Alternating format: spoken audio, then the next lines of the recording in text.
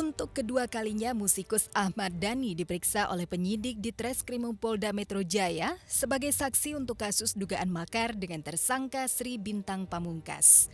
Penyidik mencecar Dhani dengan 12 pertanyaan seputar ceramah tersangka di kolong tol Kalijodo dan Universitas Bung Karno. Dhani mengaku tak menghadiri ceramah tersangka di kolong tol Kalijodo, namun sempat menghadiri ceramah Sri Bintang Pamungkas di Universitas Bung Karno, namun ketika itu Dhani datang terlambat sehingga tak tahu isi ceramah tersangka. Oh, di Kalijodo enggak. Kalijodo saya enggak hadir. Di Universitas Bung Karno pun hadirnya dia belakangan. Terlambat. Jadi tidak pernah dengar ceramahnya Bintang Pamungkas, hanya giliran Permadi yang dia dengar. Dhani juga mengaku tak mengenal secara dekat tersangka Sri Bintang Pamungkas. Namun Dhani mengakui kalau sempat beberapa kali bertemu dengan tersangka. Dhani juga yakin tersangka bakal bebas dari hukuman penjara karena tak ditemukan bukti bila tersangka akan melakukan makar. Kalau saya ya, pendapat saya pribadi, meskipun masuk ke dalam pengadilan nanti, saya yakin Sri Bintang Pamungkas tidak terbukti melakukan makar. Itu pendapat pribadi saya. Saya pertama kali bercengkrama dengan Sri Bintang Pamungkas di Makobrimob tanggal 2 Desember. Ya. Jadi sebelumnya tidak ada sama sekali? Belum pernah ada cengkraman. Dhani 2 kali diperiksa sebagai saksi untuk tersangka dugaan makar Sri Bintang Pamungkas. Dhani juga diperiksa sebagai saksi untuk tersangka dugaan makar lainnya, yaitu Rahmawati Soekarno Putri. Sudah begitu, Dhani masih terbebani dengan kasus penghinaan terhadap penguasa yang menempatkan dirinya sebagai tersangka. Dhani begitu akrab dengan berita-berita yang bernuansa negatif, padahal dirinya butuh citra yang positif untuk memuluskan langkah menjadi wakil Bupati Bekasi. Oh, bagus. Masih tetap terus berjalan. Bagus. Artinya saya dianggap, dinilai oleh warga Bekasi adalah anak muda yang berani.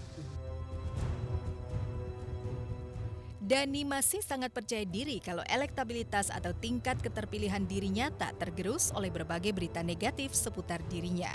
Sejak lama Dhani memang akrab dengan pro dan kontra. Tak hanya soal karirnya di dunia musik, melainkan juga kehidupan pribadinya. Di dunia musik, semua pro kontra tentang Dhani terbukti tak menyebabkan karirnya tamat. Apakah hal itu akan berlaku juga di dunia politik?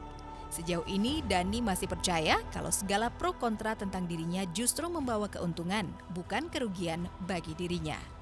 Kalau pro kontra kan dari dulu. Tapi kalau penangkapan makar ini semakin membuat banyak yang pro. Jadi saya berterima kasih kepada kepolisian yang telah membuat elektabilitas saya semakin bagus. Dhani masih harus membuktikan ucapannya dan siap bekerja lebih keras lagi untuk mengambil hati warga Kabupaten Bekasi. Iya, terus apalagi mulai Sabtu nanti itu setiap hari saya ke Bekasi. Tidak ada kegiatan rutin? Rutin setiap hari sampai tanggal Minggu Tenang.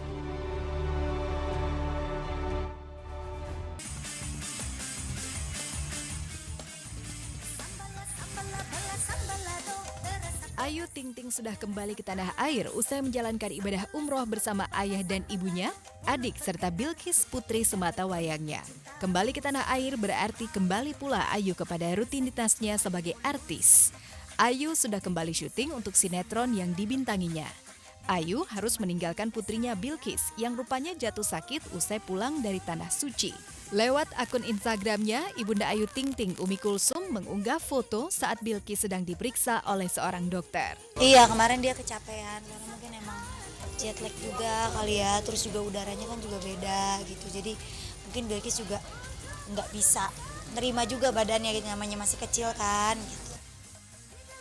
Kondisi Bilqis tidak mengkhawatirkan, karena itulah Ayu bisa berangkat ke lokasi syuting tanpa perasaan cemas. Tak hanya Bilqis yang jatuh sakit, kondisi kesehatan Ayu ternyata juga ikut menurun usai pulang umroh. Ayu memilih untuk mengobati dirinya sendiri dengan mengonsumsi obat-obatan yang dijual bebas di warung-warung. Kemarin sih muntah-muntah, masuk angin kayaknya karena kan emang perjalanan juga jauh gitu. Jet lag juga maksudnya, soalnya saya nggak langsung direct ke Jakarta, saya dari Dubai ke Jeddah lagi gitu. Jadi di Jeddah tuh nunggu dulu berapa jam gitu, dan di sana tuh bandaranya tuh dingin banget ternyata gitu, dan saya memang nggak prepare jaket sama sekali gitu. Jadi ya emang salah saya juga sih, tapi kan ya karena saya pikir ya mungkin udaranya juga biasa aja gitu. Enggak, saya mah cuma minum obat doang, udah telan obat aja udah. Obat-obat warung aja udah saya minum. Kesehatan tentu saja menjadi modal paling berharga bagi Ayu untuk menopang karirnya di dunia musik maupun jagat akting. Walau memilih mengobati diri dengan obat-obatan yang dijual bebas di warung, bukan berarti Ayu abai dengan kesehatannya. Ayu mengaku rajin untuk mengonsumsi vitamin dan madu. Kesehatan kan penting gitu ya, tapi kan mau gimana lagi, kita kan juga sibuk gitu. Jadi pasti mau nggak mau kita juga yang harus ngejaga diri kita sendiri itu, kayak banyak minum air putih gitu. Apalagi syuting kayak gini kan kerjanya kan berdiri terus, jarang banget yang namanya istirahat. Apalagi saya setiap hari bolak-balik terus syuting ya kan. Jadi emang harus benar-benar kita yang bisa ngejaga badan kita sendiri, minum vitamin, madu, paling itu aja sih kalau saya. Sepulang dari menjalankan ibadah umroh, secara lahiriah tak ada yang berubah pada penampilan Ayu. Ayu selama berada di Tanah Suci selalu mengenakan kerudung, namun kerudung itu sudah tak menutupi rambut Ayu lagi. Meski begitu, bukan berarti tak ada yang berubah dalam sisi religius Ayu. Sepanjang 2016, boleh dikata Ayu akrab dengan berita-berita tak sedap. Tahun ini Ayu bertekad untuk lebih mendekatkan diri kepada Allah agar terhindar dari berita-berita tak sedap lagi. Ayu juga ingin membuktikan diri kepada publik kalau dirinya bisa menghasilkan karya terbaik. Lebih mendekatkan diri sama Allah gitu. Harus tetap buktiin aja gitu yang terbaik. Maksudnya dalam hal apapun, selagi kita masih semangat, niat kita bener mah insya Allah pasti ada aja jalannya gitu ya. Kalau namanya rezeki buat anak, apalagi rezeki buat keluarga, alhamdulillah, mudah-mudahan sih Allah ngasih terus gitu.